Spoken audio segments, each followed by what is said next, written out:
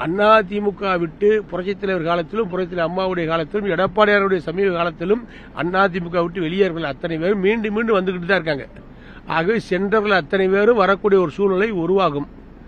ஏனென்று சொன்னால் அதிமுக தான் எல்லோரையும் எல்லா